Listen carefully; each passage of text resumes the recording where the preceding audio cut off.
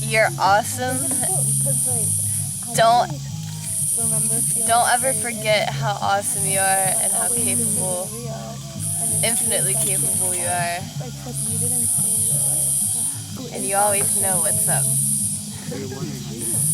Once you realize, once something goes weird in the dream, I'm like, oh, this is a dream. I'm still asleep. And then you don't. But then I'm like, well, how do I wake up? And then that's where I struggle because I don't know how to open my eyes. Thanks for providing the space. I'm happy you brought that this way. So I got this tattoo at Thunder Bunny by Mr. Bobby Avalos. And it's my first tattoo, and I think it's going to be my only tattoo because I was very sure about it.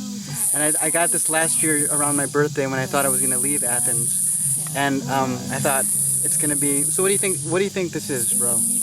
Well, that just makes me think about your time at the library. Yeah. So it could. Most people say it looks like a book, but I also think it's a window. It could be both. Oh, I see. Okay, yeah. Oh my gosh, I love that. I like that it's simple enough where it could be like both. That's awesome.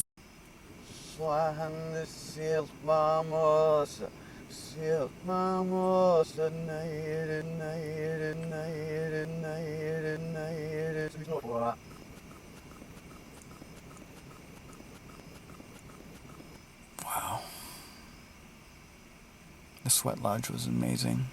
The experience was amazing. It was so intense to be in this dark space where you couldn't see anything, and yet you could. So the Sweat Lodge was about big enough to hold about a dozen people, maybe comfortably. Well, give or take, and it was like being inside the mouth of a dragon.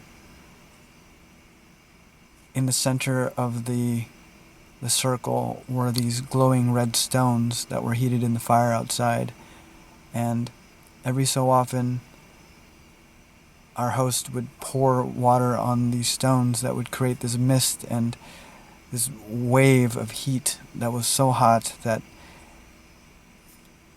you would be dripping with sweat in the darkness, in this overpowering physical state of being. And in the darkness, they called them doors. Door number 1, there were 4 of them, 4 doors, 4 sessions. We would talk about what we were thankful for, what we hoped for.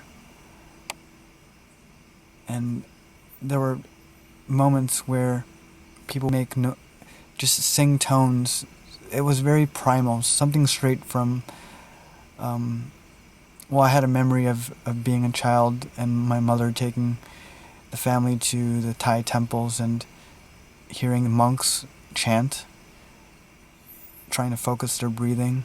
It was very much a conjuring for me of those memories, and initially in the darkness, hearing people chanting and just breathing and letting your muscles relax and releasing all the tension that was in your that's like stored in your body out in this really stifling but wonderful heat and humidity that if you weren't prepared for it physically could make you faint. It was that extreme, and it was also that wonderful too. There were people at the Sweat Lodge session tonight that I hadn't seen in a while, and I am very grateful for all of them being there. Sort of bringing in the end of summer, you could say, and the start of a new year. It served as a great reminder of the culture and the people that are outside of the town that are underappreciated and completely different from the noise of downtown Court Street in Athens with the bars. To be outside in the woods under the stars that were so bright that you could see the milkiness of our galaxy could be seen from the ground. It was so bright.